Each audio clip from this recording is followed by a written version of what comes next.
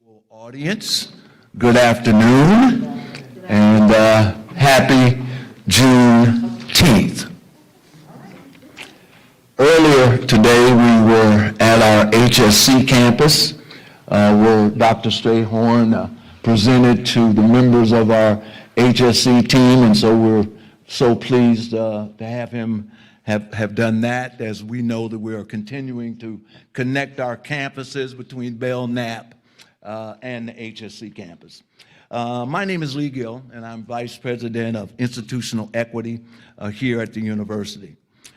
Before we get started, I want to mention that there's a QR code that we have available that will show up, I think, eventually as well on our screen, but that will allow you to do an evaluation of today's program. This afternoon, I have the honor to introduce Dr. Kim Scheitzel, who is the 19th president of the University of Louisville. She began here on February the 1st of 2023, this year. Dr. Scheitzel came to U of L from Towson University, Maryland's second largest university, where she served as president for 7 years. There, she generated support for more than $1 billion in capital investments, led TU to an impressive 72% six-year graduation rate, and established the Office of Inclusion and Institutional Equity, the first in the state of Maryland. She has received many local and national accolades for her leadership in inclusive excellence, including the prestigious Whitney M. Young Jr. Award from the Board of Directors of the Urban League affiliates across the nation.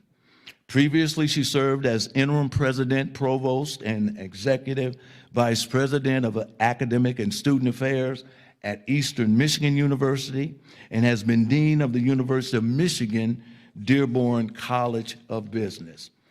One of only 2% of university presidents nationwide with extensive corporate and entrepreneurial C-suite experience, Dr. Scheitzel spent more than 20 years in the private sector, co-founding a multinational advanced manufacturing firm and serving as its president, chief operating officer, and chief executive officer.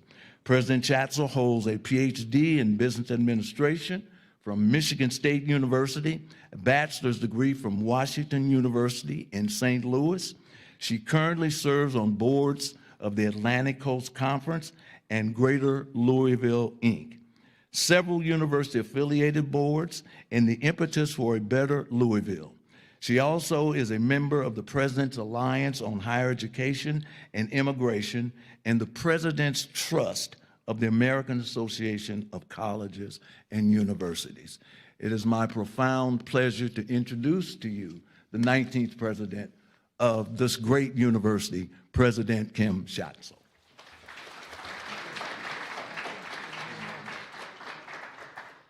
Good afternoon and welcome, everyone. 2 years ago in 2021, Juneteenth was officially recognized as a federal holiday. As you know, and as Mr. Gill provided to you, is that I joined U of L after serving as Towson University's president for 7 years. Juneteenth and its meaning in our commitment to educate our community about it was a priority for Towson University, so much so that in 2019, as president, I declared Juneteenth as an official university holiday, the first university in Maryland and one of the first in the country to do so. I plan to strongly support our U of L community as we continue to expand our recognition of Juneteenth and take this time to pause, reflect, and educate our community to its meaning. On this day, June 19, 1865, federal troops led by Union General Gordon Granger arrived in Galveston, Texas, 2 months after the surrender of Robert E. Lee at Appomattox, and nearly 2.5 years after President Lincoln signed the Emancipation Proclamation to inform enslaved Black Americans of their freedom and that the Civil War had ended. As a university, it is most appropriate and it is very necessary for us to pause, reflect, and educate ourselves and our community about the meaning of Juneteenth and the history and impact of structural racism, impact that continues today, and each day creates inequities in healthcare, in education, and in housing. That list is not meant to be complete, but it is indeed a call to action that as a university community full of educators, learners, and researchers, we must commit ourselves to the relentless pursuit of inclusion and equity. But before I introduce Dr. Strayhorn, I would also like to thank individuals and departments that worked hard to make this lecture a reality. The Office of Institutional Equity, the College of Business, the Black Faculty and Staff Association, the Health Sciences Center Office of Diversity and Inclusion, and the Commission on Diversity and Racial Equity. I would also like to acknowledge the leadership of Lee Gill, our Vice President for Inclusive Excellence, and his most amazing team, including Diane Whitlock, Deandra Glover-Thomas, DeGuarias Mahone, Ashley O'Neill, and Faye Jones. Now, it is my pleasure to introduce our esteemed keynote speaker, Dr. Terrell Strayhorn. Dr. Strayhorn is a prolific and influential scholar in the fields of education, psychology, and the study of diversity, equity, inclusion, as well as belonging. He's named one of the country's top diversity scholars to diverse issues in higher education. He has written 12 books, including the award-winning College Student's Sense of Belonging, and more than 200 peer-reviewed journal articles and academic publications. His research has been cited, endorsed, and supported with more than $10 million of grants from organizations such as the National Science Foundation and the Annie E. Casey Foundation. He is a recognized thought leader, and his groundbreaking research has been highlighted in the Washington Post, the Chronicle of Higher Education, and many other national publications and media outlets. He is the president and CEO of Do Good Work Consulting Group, a minority-owned business that partners with hundreds of colleges, universities, corporations, and agencies each year to enhance culture, build inclusive environments, and boost belonging in ways that raise morale, increase retention, and help organizations improve their performance. Dr. Strayhorn is professor of education and psychology, director of the Center for the Study of HBCUs, and principal investigator of the Belonging Lab at Virginia Union University. Hail from the same area, Dr. Strayhorn. He's a diversity scholar in residence at Harrisburg Area Community College, fellow of AGB's Institute for Leadership and Governance, a member of several nonprofit boards, and a proud member of Alpha Phi Alpha Fraternity. Please join me in welcoming Dr. Terrell Strayhorn.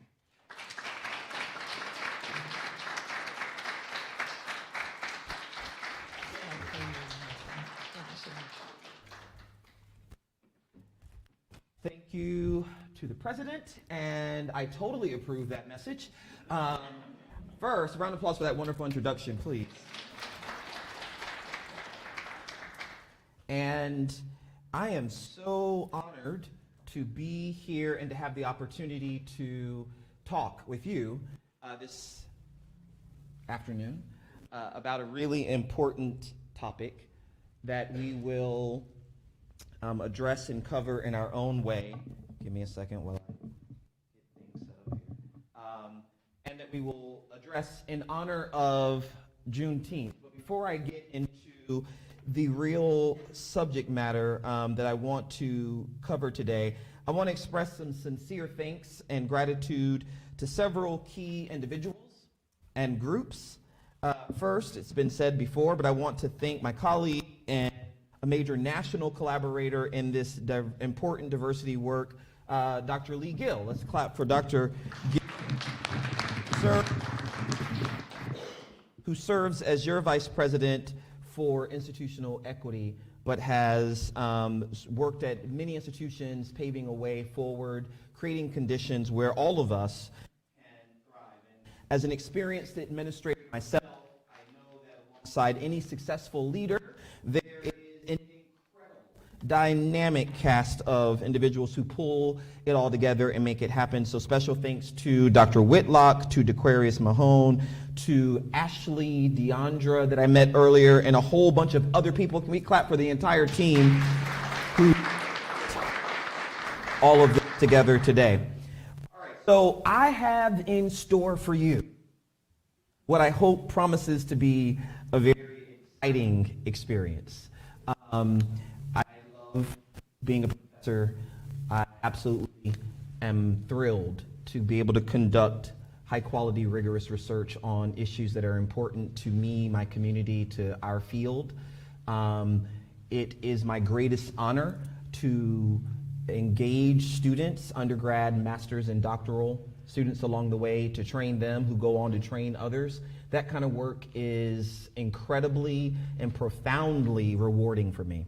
But nothing is as exciting as the opportunity to translate that research into practice through public talks and lectures like these. And so I especially thank the president, the provost, the vice presidents, the cabinet for the opportunity to come and to do. And so I decided that, unlike sometimes when I normally do these talks and I try to be real deep and intellectual from start to finish, I thought I might just come in my own way, in keeping with the purpose of the event, that it will be research-based, it will be evidence, it will be research, but there's going to also be embedded in this story and music and song. And I don't know, if y'all get up and run around, we have dance too. But all of this is reflective of the moment, because we're here to celebrate Juneteenth, now a national holiday, and certainly a day that we come together to acknowledge the tireless work and the advocacy of many people. People like Miss Opal Lee, who many will know and recognize as the grandmother of Juneteenth, who fought hard to see this day come. But even more locally, we certainly acknowledge, and I met earlier today, some of the grassroots campus leaders.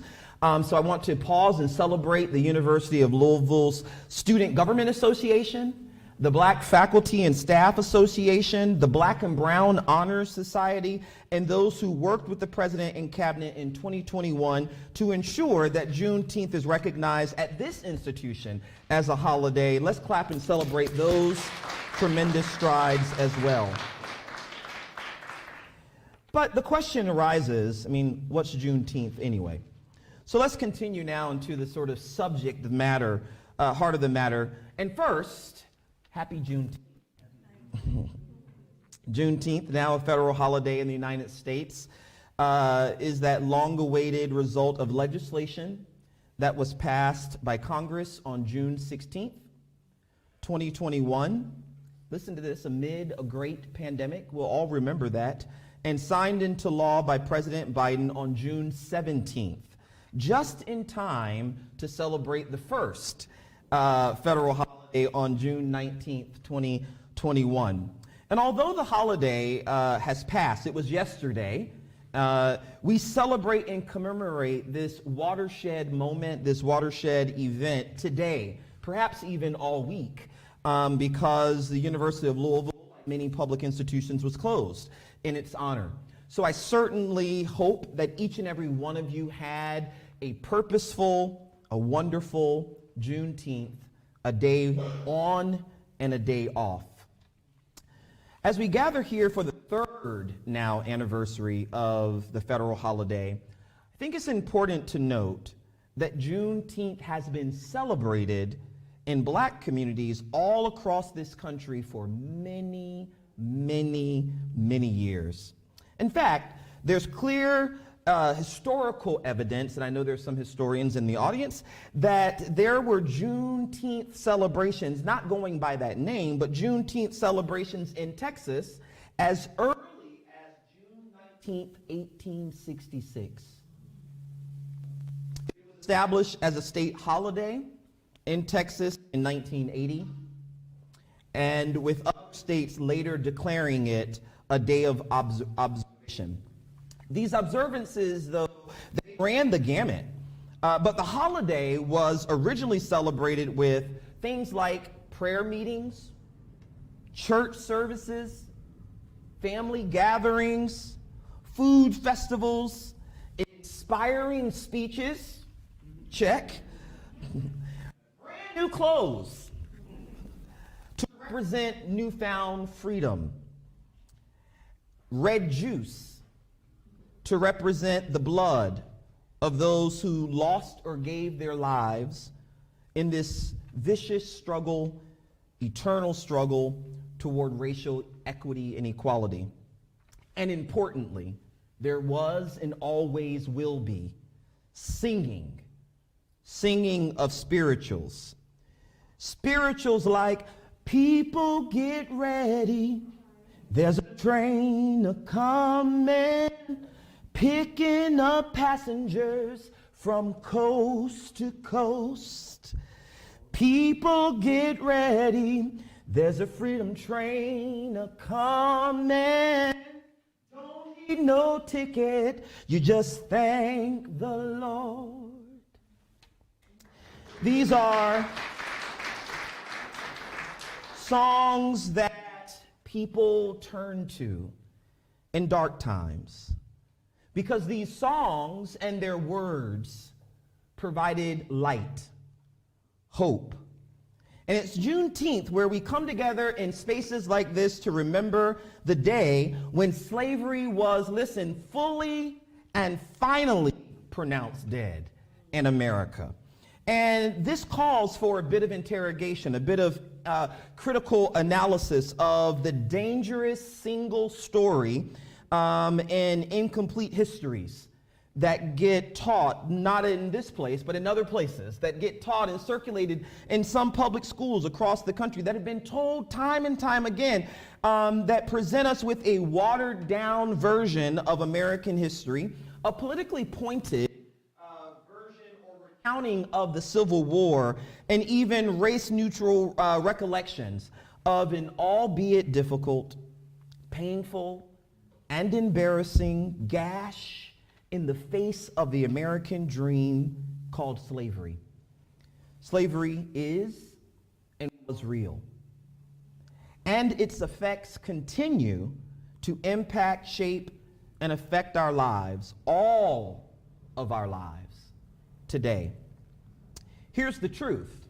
Yes, President Abraham Lincoln did sign the Emancipation Proclamation on January 1st, 1863. That historical document stated, and I quote, "All persons held as slaves are and shall be free." And in and of itself, that document is important, it's historic, it's life-changing, it is prophecy fulfilling, partly because it reflects a moment that the spirit of black leaders predicted long ago, that slavery would end one day, someday, some way, somehow. They didn't know how it was going to happen. They just simply knew that it would happen. They didn't know when it would happen, but they knew that it was going to happen. And so you hear this reflected in the words of a song sung by Mary Church Terrell that says, "I don't know how he's gonna do it, don't know when he's gonna fix it, but all I know, God's gonna make a way for me. Said he will give me victory." You can imagine black enslaved people in the heat of the day singing that song. I don't know when, I don't know how, I don't know where, but I do know that one day I will be free. But let's push that a bit. That at the time of the proclamation signing, there's an estimated 4 million enslaved people in the Confederated States of America. The Emancipation Proclamation excluded areas that were not in rebellion, but still applied to the vast majority of those held as slaves. While it proclaims their freedom, it does not immediately insist upon it. The sobering fact is, it also does not enforce it. The even more sobering fact is, it does not demand it. And so there's an important pickup here for us in 2023. And that is, there's a difference between proclamation and declaration. There's an obvious difference between saying people are free and setting them free. Say it again. There's a clear and obvious difference between saying people are free and then setting them free. Lincoln signs the Emancipation Proclamation in 1863, but chattel slavery would continue for a couple more years, especially in stubbornly resistant southern states. But let's acknowledge that this is not a battle of East Coast versus West Coast. This is not the battle of the good North versus the dirty South. We want to level set that conversation a bit and be clear that there were wealthy white Northerners who benefited from the economy of slavery. From it, they gain cheap labor, manual labor, that allows them to maximize their own individual profits while minimizing costs. But all of this is at the expense of enslaved people's humanity, dignity, and culture.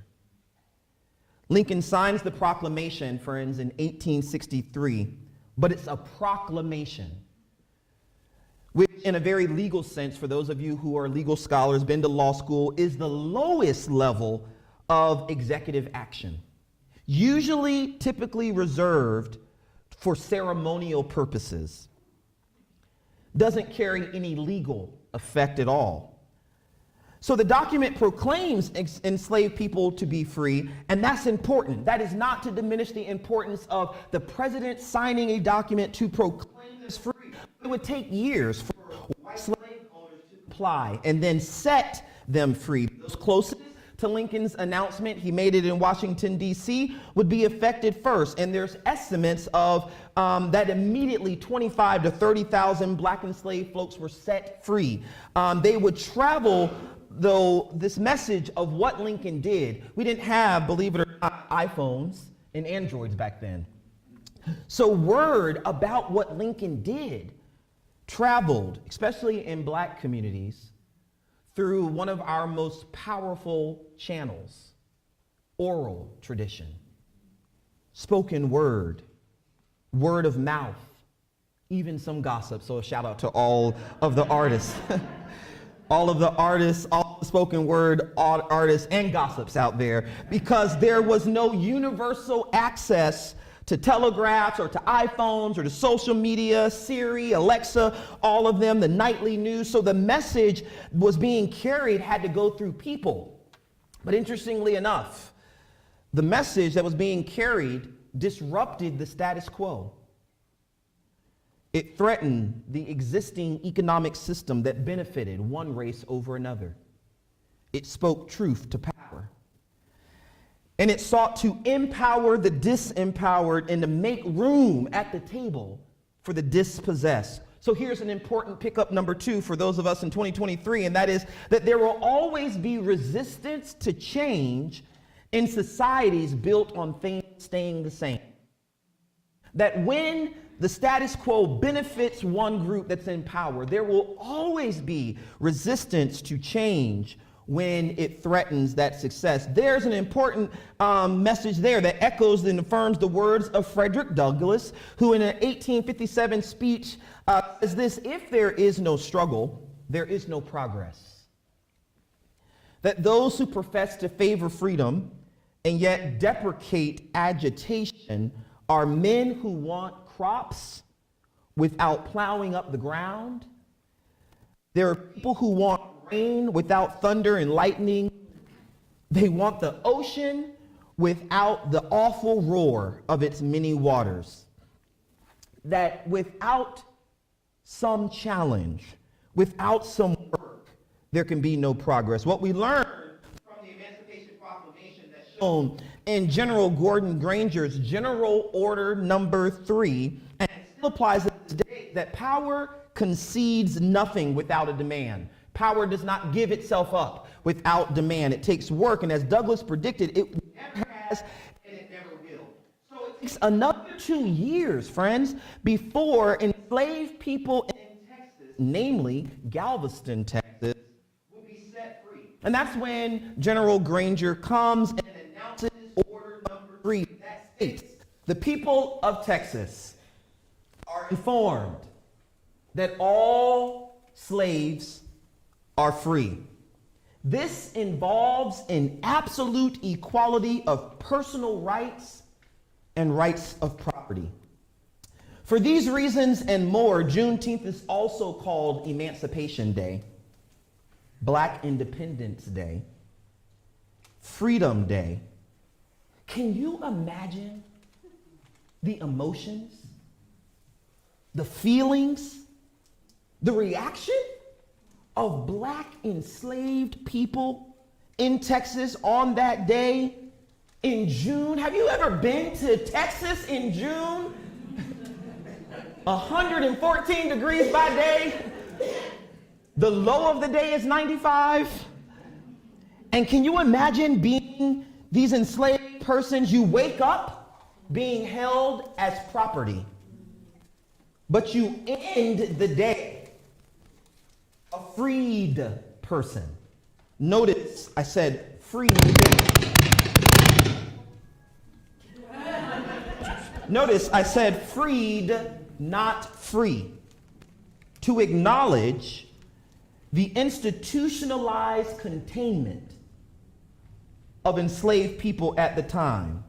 That there were systems, structures, policies, laws that contained them, restricted them, held them captive at that time. They were held as slaves according to the law, not chose to be slaves or willfully entered into, to correct some modern day politicians. And those set free. There's an open question about how free marginalized, minoritized, and structurally disenfranchised groups like African Americans are even in today's time. A time marked and marred by the damaging effects of the prison industrial complex, a possible repeal of government actions, laws, and policies designed to remedy the present day effects of past discrimination, namely affirmative action, as we await an all-important decision from the U.S. Supreme Court that will no doubt impact higher education, and a vicious, nasty, terrifying, long history of police brutality against Black communities that has now spilled over into brown, poor, LGBTQIA plus groups as well. That history told through the stories of Trayvon Martin in Florida, Michael Brown in Missouri, Eric Garner in New York, Tamir Rice and John Crawford III in Ohio, and even most recently, Tyree Nichols in Memphis, Tennessee. I could go on, but we would need much more time for my keynote to say all of the names of those fallen street soldiers for justice.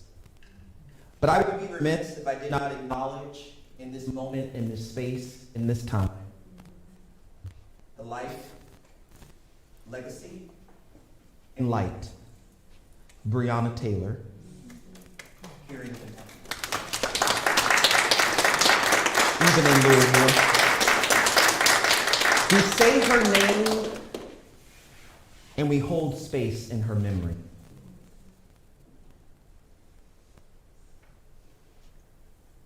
Thank you. Notice that I said earlier, newly freed people ended the day freed, but I did not say that they went to sleep. Because historical records and some narratives show that many of them did not go to sleep that night out of a mix of joy, excitement, and fear. Joy and excitement about their newfound freedom, and fear of what would happen to them if they closed their eyes. Joy is a feeling of great pleasure, deep satisfaction, immense happiness that flows from success, from good fortune, from good things happening, and, related to my research, a sense of belonging and well-being. But fear, on the other hand, is an unpleasant emotion caused or catalyzed by the belief that someone or something is dangerous, likely to cause pain, harm, or death. Fear is rooted in and it's born out of the unknown, the mysterious, that which isn't fully understood. So they were excited on the one hand about being free. If you've been enslaved for so long, and then someone comes and declares, today you're free, you are free to not decide what you want to do next, you're free to just go. I mean, that's exciting, but they feared as well out of their own. They were happy to be free, but fearful of the unknown. No doubt faced with questions like, where in the world would I live? Where will I go? What would you do to earn a living? And how would they survive? This simply reminds us that emancipation can make you free, but it can't make you rich overnight. That emancipation can set you free, it can declare you free, but it can't make you feel safe. And safety and security are important. And I've talked about this in my research over the years. They are basic human needs, as shown on the screen. I've written extensively about this subject in my own scholarship on belonging. Sense of belonging is a basic need. Everybody wants to belong. Everybody wants to have friends. Everybody wants to feel safe, loved, cared about, and in community. It's a basic need, a fundamental motive, even a human right, period. It refers to a feeling that one matters to other people and to the group. It's also a shared faith. That is a belief that's unshakable, it's durable, it's encoded belief that one's needs will be met by their decision to be in community with others. Turns out we all have basic needs. Every single one of us, whether you're tall, you're short, you're the fun size like me, or you're the full size like my brother. Listen, you're young or old, white, black, straight, gay, rich, poor, everybody has needs. The difference is the kinds of needs that we have. Some of us at the U of L have financial needs, others psychological, some academic, others social. Some learning needs, others auditory and visual, but all special. And part of what compels us to be here at the University of Louisville is a belief that our needs, our basic needs, our higher order needs, that those needs that make us uniquely different and differently unique will be met by the institution and by those who lead, work, thrive in it, and that we can have those needs satisfied by our commitment to being in this place. But belonging is a feeling. That's what makes it frustrating. It's a feeling. Can't be forced. So we have to build conditions for a sense of belonging. And we do this largely in higher education through our programs, our practices, our policies, and our procedures, to name a few. But every single one of us plays a role. It's not just the tenured faculty or the tenured track faculty, although they're incredibly important. It's not just the president, vice presidents, the cabinets, the trustees, the alumni, although that's important, they play a role too. It literally is all of us. Yes, I said all of us. Students, alumni, part-time staff, those who work in our core operations and even our frontline services, including campus safety, IT, HR, facilities, and food services. I was a provost at an institution about to raise money, and as I ran to my campus, I didn't run to my campus, I drove to my campus for the meeting, and I pulled out of my car, and I ran into the room where I was going to meet the donor. I will never forget, I had on no socks like I do today, and I remember running to the building, and I felt grass on my ankle, President. And listen, grass on your ankle feels awkward, it tickles. And so I thought, that feels weird, I don't like grass on my ankles. Why in the world can I feel grass on my ankles? And I looked down, and the grass had not been mowed. And I was devastated when I went into the building to meet with the donor. At some point, they had to take a bio break. They went to the restroom. They came back and said, hey, you got to get someone to tend the bathroom. The bathroom is overflown. The trash can is overflown, and there's water on the floor. I realized that my work as a provost depended on facilities. That my ability to raise money depends on people cutting the grass and taking care of the facilities. So I celebrate those unsung heroes, those invisible people who work in core operations. Let's clap for them, because without them, so much of our work would not be possible. Every single one of us plays a role in this.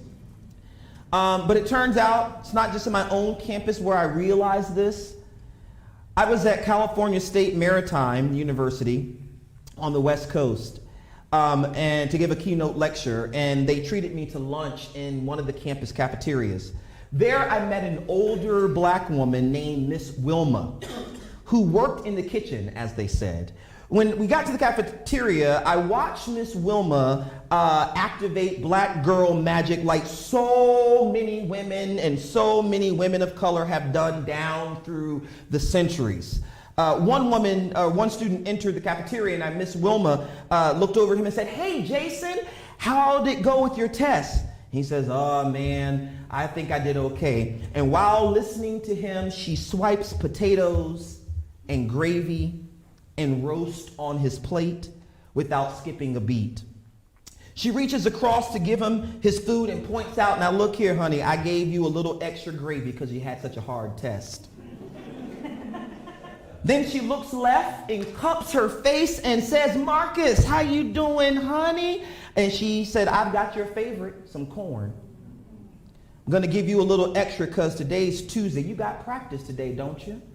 He said, yes, ma'am. Marcus looks over at me with one of the meanest, one of the largest smiles and one of the biggest flexes, because in that moment, it is very clear that he doesn't know me, but she knows him. And that's a feeling we all want to enjoy someday. It's my turn. Miss Wilma turns and looks at me and says, now, well, baby, I don't know you. You must be new. What is your major, honey? I said to Miss Wilma, no, I'm not a student. I'm here as a speaker. I'm a professor, and I'm giving a lecture. She said, oh, yeah, what you going to be talking about? I said, I'm going to be talking about student retention and student success. She said, well, look here. That's right. I saw your face on that flyer in the hallway. Listen here, honey. I'm going to let you in on a big secret that they'll never tell you. I said, what's that? She said, I am their retention strategy. She said, honey, nobody cares about these students more than me. And she says, now come here, I'm going to give you a double of everything because you need to put some meat on them bones. So a special shout out to all of the Miss Wilmas of the world who make magic happen in cafeterias, in cafes, in residence halls, in hallways, in every nook and cranny of this institution. Students give back to institutions, not so much because they had a dynamic time in the laboratory, although that's true. Sometimes it's because of Miss Wilma. So friends, my time is drawing to a close, and I must end this conversation. But I choose to close where I began, and that is to remind us that sense of belonging is related to mattering. And yes, Black lives matter, and your life matters. But all lives won't matter until Black lives matter too, just as equally and equitably as others. Although we're here to celebrate Juneteenth, the full and final pronouncement of slavery's end in the United States, it's also important to note that this is just the beginning of a long and arduous journey towards racial equality that we're still fighting to achieve. Looking back, we can celebrate the achievements we've made so far, but we still have a long way to go. It's been 158 years since the Emancipation Proclamation reached Texas on June 19, 1865. It's important to recognize the hard, persistent work of those who fought for civil rights and liberties, both in this state, in my state, and across this country. The leaders, local and national, large and small, who fought for better things through their activism. The communities that work continually to make that change happen, but also it's important to realize that we still have a lot of work to do in realizing true racial equality, and that is not work for people in Washington, D.C. to do. That is not work for people at the top to do. That's work each and every one of us can do each and every day. As we celebrate today, we must reflect and remain committed to taking progress and making contributions at the next level. This is not something that we will achieve overnight. It will take time to truly right the wrongs of our past, to dismantle systemic racism, and to end prejudice and discrimination. We must all be part of the solution. That is the spirit of the African principle, Ubuntu. Ubuntu simply is told in the story reflected in the work of someone who, like myself, was a professor, who does an experiment. And as a psychologist, I run lots of them. The story of Ubuntu goes like this. A professor brings together three groups of students. First, white students in the U.S. Secondly, African-American students in the U.S. And the third group, African kids born, raised, lived in Africa. And he says to the students, I'm going to put you on the other side of the room, and in just a moment, I'm going to count to 3. And by group, I want you to make your way over to where I am. Over here, where I am, I've got a bucket. In this bucket is a prize. He opens the lid of the bucket and pulls out candy, and the kids go wild. Who doesn't want candy? He says, and whoever gets here first wins the spoils.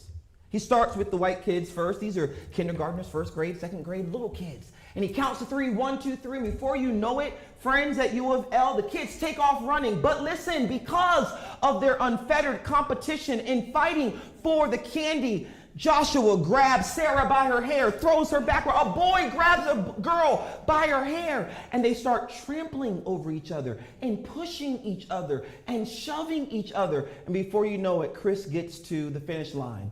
He looks at the professor and says, so now, did I win? He said, yep, you won. He said, so I get to have all the candy? He looks at his friends and says, in your face. Professor says to the second group, African-American kids, now on the count of 3, I'm going to give you the same exercise. You know the rules. 1, 2, 3. He admits in his own report, it takes longer, friends, but by the time they hit the midpoint, and Lakeisha passes Jamal. Jamal says, oh no, and grabs Lakeisha by her weave and pulls her backward. But Lakeisha will not be outdone. She takes off her earrings like every single. And before you know it, she jumps on the back of Jamal. She makes it to the end. She looks at the professor. She says, did I win? He said, Lakeisha, you won. She said, I get to eat all of the candy myself. He said, you get it all. She goes over to Jamal and says, in your face, talk to the hand. He turns to the African kids. He said, now you've seen 2 examples. I'm going to count on 3. You know the rules. 1, 2, 3, without hesitation. The African kids don't take off running, but first link arms. Boy to girl, tall to short, straight to gay. You got to imagine probably Republican, Democrat, Independent. Whether you were about to run this race or wheel yourself there, they did it together. And when they get to the other side, the professor is puzzled. They look at the professor and say, so now what? He says, I guess you all win. And the kids go wild. And they turn to the professor and the African-American kids and the white kids and say, we're so excited. They said, but now you got to share your candy. And the kids, the African kids, say, good. Because how can you truly enjoy it when your friends have none? Here, the time of Juneteenth, I ask us, how can we truly enjoy our freedom when our friends don't have it? How can we enjoy the privilege and power and positionality of wonderful institutions like the University of Louisville when our friends don't have it? So it underscores the work that must be done. But I first heard about, learned about, and observed the principles of Ubuntu, not in a book, not in a classroom, but through the life and legacy of my maternal grandmother, my mom's mom, Creola Evelyn Warner, born October 6, 1925. She was a public school teacher for 55 years before she retired. The reason why that's important is you can't even pay some people to be a teacher for 55 minutes nowadays, let alone 55 years. She retired, friends, on a Friday, went to church on Sunday, woke up Monday, and realized while having her morning coffee that she wasn't done yet. So she called up the principal. They invited her back as a substitute teacher until her death. Her life motto is love many, trust few. Learn to paddle your own canoe. If you make a trip to Trenton, North Carolina, and I certainly encourage you to do so, and you drive down to BB&T Bank that's in town, when you walk into the lobby of BB&T Bank, look to the right. There's a wall hanging that says love many, trust few. Learn to paddle your own canoe. Why? Because my grandma banked at that bank all of her life, but also because the manager of that bank, Mr. Jefferson, was my grandma's student. And if you go and call and say, hey, I know Miss Warner, he'll tell you that was his 4th grade teacher. You don't have to stop there. Go into town. Go to Hardee's. If you step into the Hardee's that's right across from the hotel there, if you go into the lobby, there's a little sign on the wall that says, love many, trust few. Learn to paddle your own canoe. Why? Because my grandma ate at that Hardee's all the time. But also because Mr. Brown, who was the manager, was my grandma's student. If you find Mr. Brown, he'll tell you, Miss Warner was my 3rd grade teacher. It doesn't have to stop there. You can go to Piggly Wiggly. You know what that is? It's a grocery store. If you go into Piggly Wiggly, there's a sign on the wall. It says, love many, trust few. Learn to paddle your own canoe. Because yes, my grandma shopped at Piggly Wiggly. But the meat maker at Piggly Wiggly was my grandma's student. I'll never forget the day I got the call that no grandkid ever wants to get. That my grandmother, my Sunday school teacher, my first music teacher, the director of the children's choir, my life mentor, had suffered an aneurysm and was incapacitated. I jumped on a plane and flew to North Carolina to Craven County Community Hospital, ran to the agent at the front desk. She looked directly at me and said, you don't even have to tell me. I can look at you and tell that you Miss Warner's grandkid. Room 212 upstairs. I looked at her and said, wait a minute, you knew my grandmother? She said, yes. She was my 3rd grade teacher. In fact, I thought North Carolina only had one teacher at some point, and it was probably my grandmother. I ran upstairs to room 212 and found my grandmother alive but non-responsive in room 212. My mom, I say I'm the fun size, my mom's the funner size. My mom, who's like 4'1" or something, my mom was a nurse and still is to this day. She was tired. She was exhausted from taking care of her mom, and so I told my mom, I said, Mom, you can go home and get some rest. She said, I can't go home and take my rest because I got to take care of my grandmother. We call her Ma. I got to take care of Ma. I said, no, I can do it. She said, but you're not a nurse. I said, no, I'm a doctor.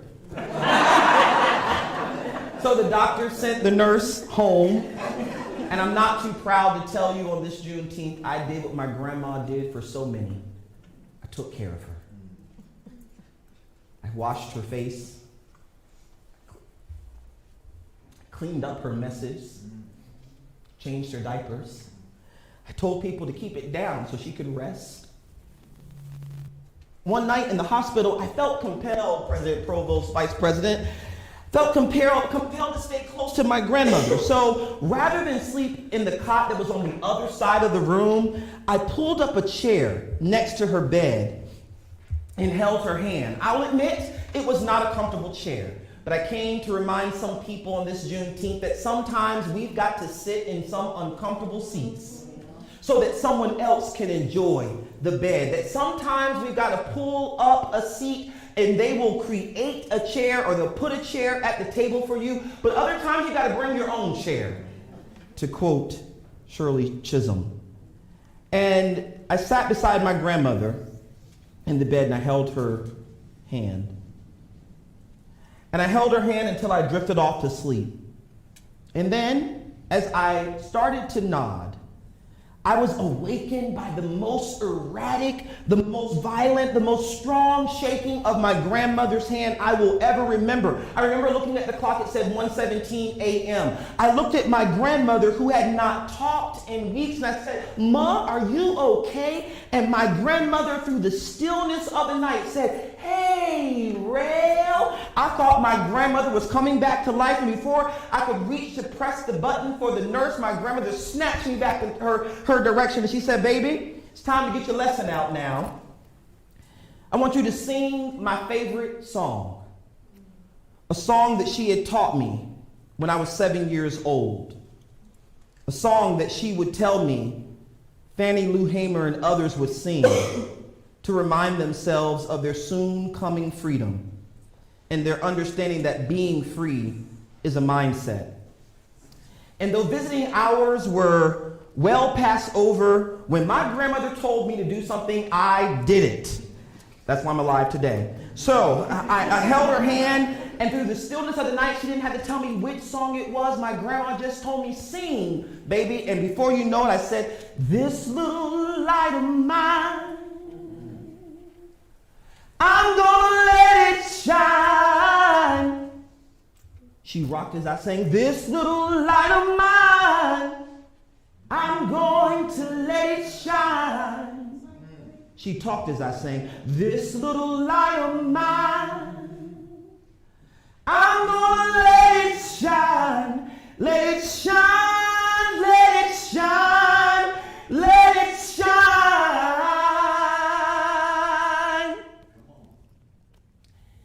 And when I finished the song, I looked up at my grandmother and I realized she also transitioned as I sang. My grandmother transitioned this life to the next life, doing what she always loved. I used to say that was singing. But friends, actually, my grandmother's a teacher. She was teaching. She teaches us to love many, love everybody. Love wins. Happy Pride. She teaches us that love is light, and that light is that unbreakable, unshakable, unstoppable force that drives out hate. It overshadows pain, and it levels power. Interestingly, she teaches us the purpose of education. The word education in Latin is educare. It means to draw out the light that is within. So we must demand that tolerance give way to true acceptance and belonging, that education becomes the norm and not a privilege, that love truly does win and love becomes the rule in the classroom, in the laboratory, in the office, for the students, faculty, and staff. It's no longer the exception, that the darkness of hate is overshadowed by light. And then she closes to remind us that the light is not out there to be borrowed or bought on eBay or even on Amazon, but that the light is within us. So each and every day we must shine our light. When my grandmother was alive, my grandmother had a beautiful home. I always went to her house. I know because you're live streaming that my sister, my brother, my mom, and dad are in that audience. Hi, family. But listen, we would always go to my grandma's house for anything. If I broke up with somebody, I went to my grandma's house. If I got into a new relationship, I went to my grandma's house. If I got all A's, I went to my grandma's house. If I messed up and got a B or a C, I went to my grandma's house, because in that house, I felt true acceptance. I was loved, I was celebrated, I was respected regardless of my GPA. That when the whole world sort of turned its back on me, I knew I could go in that house. But when my grandma dies, years passed before I realized I had never been to my grandma's house. I'm gonna be honest with you, I felt shamed about that. I felt like, oh my goodness, I should go to my grandma's house and check on it. I should go to my grandma's house sometime just to, be there. But as I was getting on the plane to go check on the grass, make sure it wasn't overgrown, I realized something. I'm not motivated to go to that house anymore, because I never went to the house for the windows. I never went to the house for the AC or the heat. I never went to the house. My grandma's got good furniture, but I never went there for the furniture. I went to the house for the person who was in the house. My grandmother made a relatively small house seem palatial. How in the world is that connected to what I'm telling you? Listen, on your darkest day, you are some student's brightest light. Students don't come to the University of Louisville for the technology, although it's great, thank you.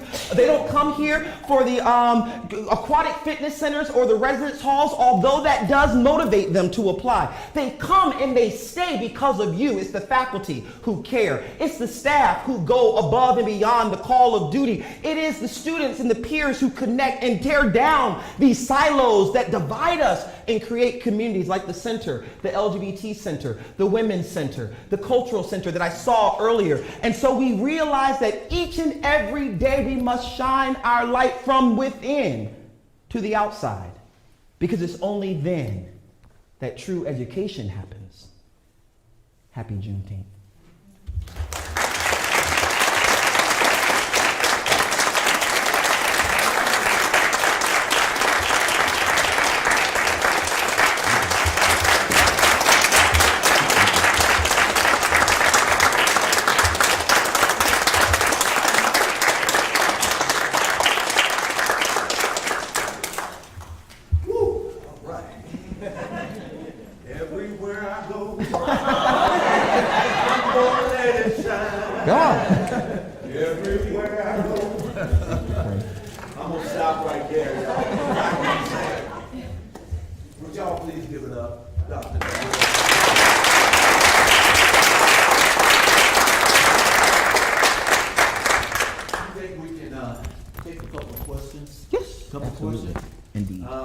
To have this outstanding scholar, thought leader join us today with such a powerful message, we certainly can't let him leave here without a few questions being asked from our audience. So, anybody have a first question?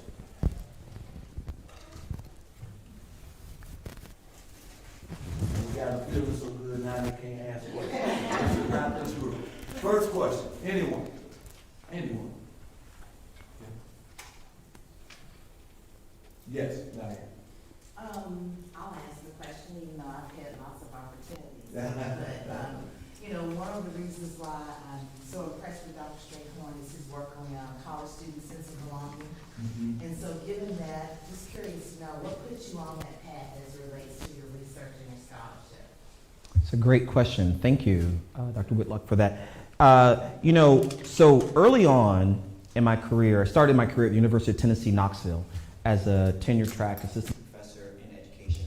And I came out of my doctoral program really excited, energized about this new degree, but mostly about the opportunity to do good work, which is the inspiration for the name of my consulting firm, but also and good work, by the way, actually my doctoral advisor gave me that term.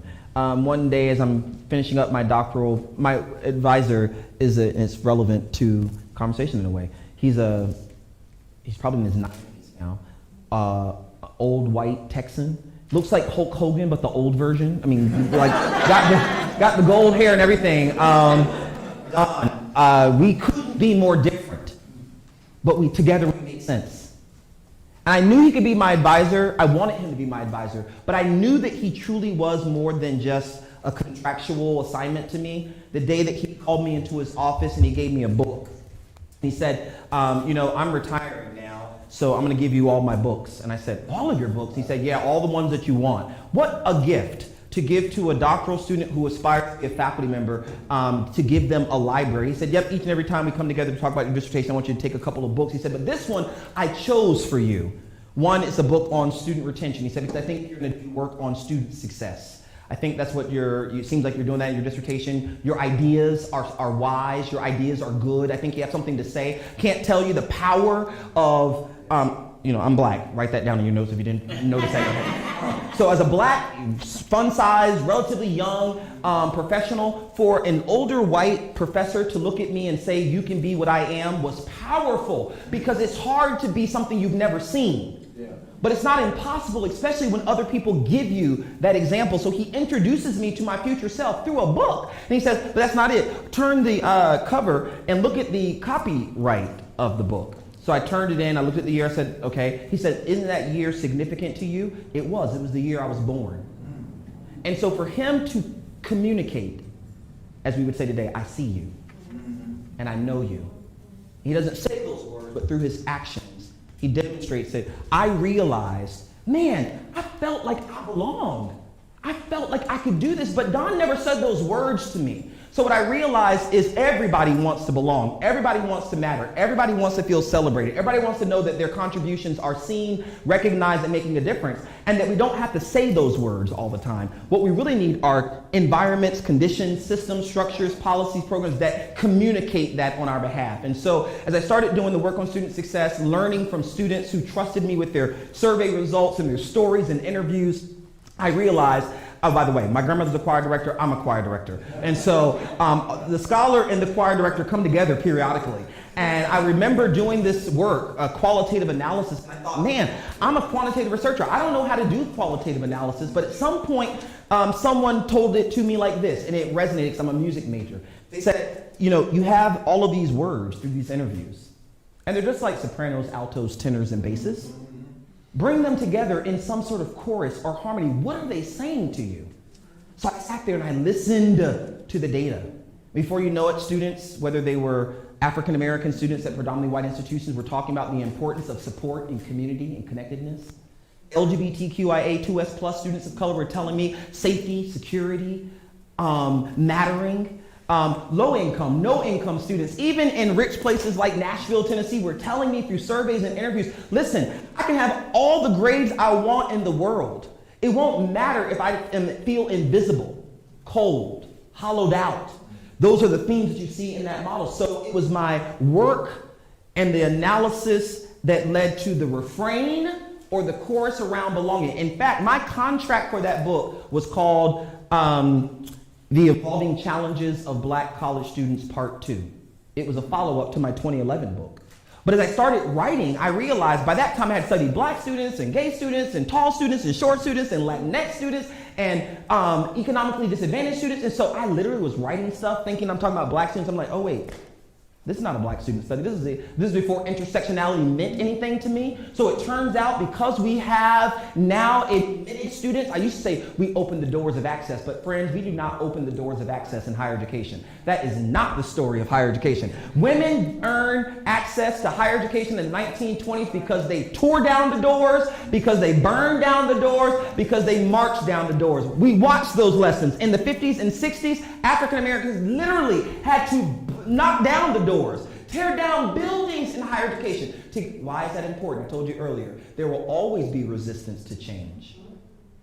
When in systems designed where things are, for things to stay the same, where the status quo is sort of the order of the day. So now I correct that. We did not open the doors of access for anybody in higher education. What we do is they have now gained access, and now that they're here, we realize we must accommodate their needs.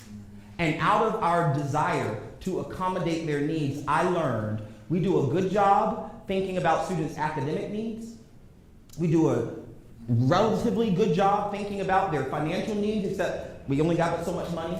The part where we're still missing a lot, and it has huge power and potency for the kind of outcomes we were looking at: retention, persistence, alumni giving, engagement, rankings, everything that matters, you can tie back to this secret ingredient in the sauce for success, as the Chronicle of Higher Education has called it: sense of belonging.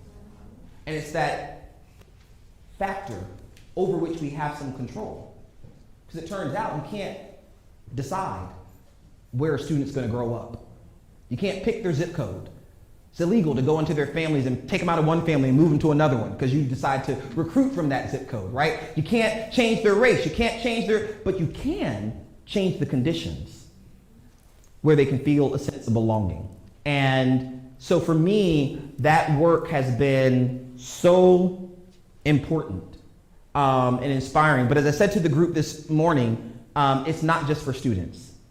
The book that's coming out this fall is on workplace belonging, because faculty and staff belonging matters too. I've given lots of talks, and at the end, faculty and staff say, what about my sense of belonging? Let me tell you this. A student told me at an unnamed campus that they felt a sense of belonging. But then they said, but now I don't really feel it. I said, why don't you really feel it? Because they ain't treating my advisor right. Student sense of belonging is connected. There's the pickup. When you develop these relationships, your sense of belonging impacts theirs. But didn't we kind of know this, that all of our success is inextricably tied to each other? We've been hearing it since Martin Luther King on, but now is the time for us to realize, I think, some of this. And so that's where the belonging work came from, and that's where it's continuing to go. Thanks for that. So I got a quick follow-up question. So with everything going on in the nation revolving around DEI and everything, do you believe that DEI is a part of the sense of belonging? And if your answer is yes, how do you think schools should invest in the DEI program to make sure that A, they're still around, and then B, to create a better sense of belonging in DEI? It's a great question. Thank you. These are really politically contested times, right? I was saying to the group earlier that I celebrate Dr. Gill and his team and everybody who's doing work in DEI. I had a doctoral student who, kind of came to me the other day and said, I've been talking to my wife about what I want to do when I'm done with my doctorate, and I think I want to do it. I was like, do what? I think I want to go into it. I'm like, go into what? He's like, man, I think I want to do DEI work, but it's so dangerous. He said, my wife said she would rather him do anything, policeman, firefighter, than to be a DEI specialist. Reflective of the time, that this is contested, dangerous terrain. Doesn't have to be that way, shouldn't be that way, won't stay that way, but right now, I was sharing earlier that I was the keynote speaker at a conference on August 18th, but the entire conference has been canceled in Florida because they said that the conference is illegal. Hopefully they're watching. Diversity is not illegal, but I don't think diversity is legal. Now here's the thing, as a belonging scholar, I think it's fine to do diversity, equity, inclusion, and belonging. I do think belonging is part of the acronym, right? But these are not the same. In short, diversity is, as I referred earlier, it's about structural diversity. Look around the room, people are different. We're not the same. This is great. We need these conditions because the research is solid. It is so solid over the decades that in this kind of condition, we have our best ideas. We are the most innovative. We can think our way out of a box. Every idea that you have is refined and perfected and polished because of the difference in the room. However, diversity, structural diversity in the room produces very little on its own. It's actually when we interact with one another.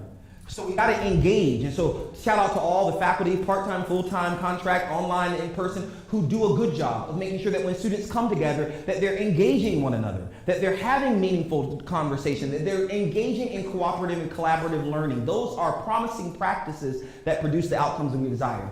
When they come to the room and it's diverse, we also want to make sure that people feel respected and seen. That's equity. They want to be treated fairly. And we have to admit the fact that, listen, if I came into this room and I didn't know you all, and I sat in the back and I had done my assignment, and I keep raising my hand, and you keep not calling on me, you know what? Some people in the room are free to leave the room saying, oh, well, they just didn't call on me. But other people are positioned in the world where you are going to spend the next hour thinking, uh-oh, there it is again. They didn't call on me. They did not call me because they didn't see me. They did not call me because I'm black. They did not call me because I'm gay. They did not call me because I'm all of these things. Why did they not call me? I have all the right answers. Or do I have the right answers? Maybe I don't have. You know what? I should go ahead and study again. I probably did. Oh, I'm so glad they didn't call me because I probably would have said something dumb. And then You see what happens? It's just an avalanche of things. And the problem is, if there's no intervention, that cycle of thoughts will circle you right out of here. Because you'll start second guessing yourself before you know it, thinking you're not cut out for this course, not cut out for the entire major, maybe not even college material altogether. I'm grateful for places like the University of Louisville, where I've gone today to see the centers, to see the offices that intervene, disrupt that thinking that is so human and so natural for students to feel. But when they come to the room and it's diverse, we want to make sure that they feel that they are seen and they're going to be treated justly. That when I get a grade, I have reason to believe that the grade reflects my effort, but it's not tied up in your opinion of who I am. But also that when I come into the room, that I'm not just going to be treated equitably, and shout out to all the faculty and staff, that you're going to be paid equitably. I know you are here, but at other institutions, this is an open question, right? But also that when I get there, I can be included, that my contributions are valued, that I see myself reflected in the course. I was in Massachusetts, a guy who teaches a film course in theater says his students came to him one day. He has a class of about 15 students. Just happens one semester, there are 9 black women in his course. And sort of halfway through the semester, they said, look here, professor, we got to talk about something. We sit here watching all these movies, and there's not one single movie that we're watching this semester that has a black woman as the lead actress. And he's telling me this as I came to give a talk over dinner, which we're about to go to, over spaghetti. Spaghetti's falling all out of his mouth because he's crying. He said, and I got to tell you, I was so proud of them for coming up and calling me out about that, and I didn't want them to think that it was personal because it wasn't personal, but I got to be honest with you, I don't know, are there any films where a black woman is the lead actress?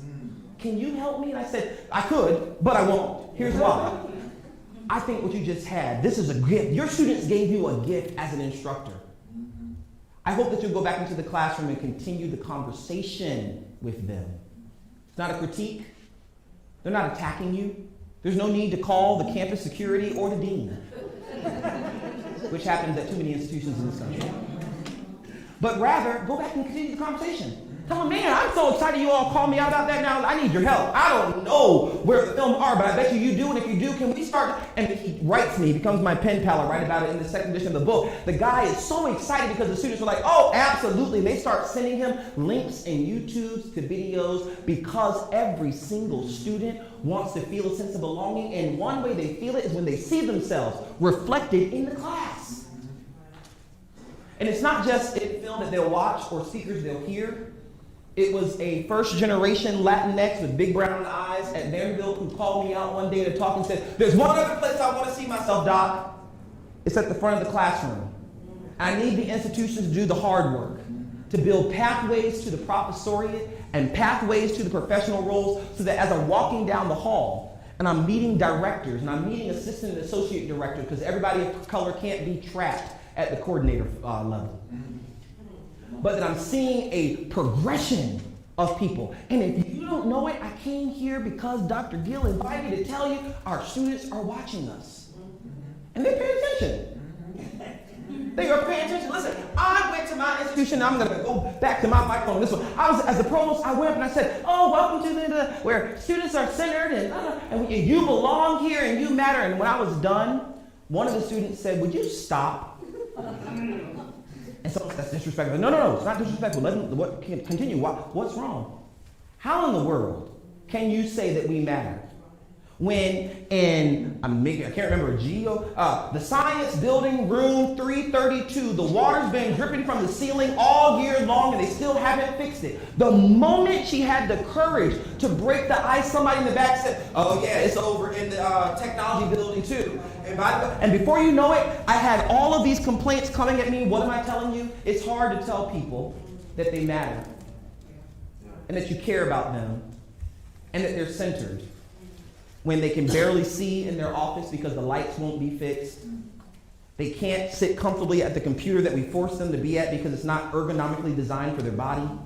So ergonomics and optics and facilities, all of these things matter in the apparatus called belonging, which is why in the second edition of the book and the new book, I spend a lot of time talking about planning.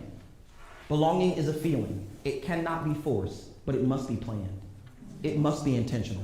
It's got to infuse the institution because it will get in the way of the message of the leader. The leader will start saying, you belong here, you matter. I saw it here, I saw it on the wall, but if the students don't feel that, especially nowadays, they don't even have to call the news. They just go on social media.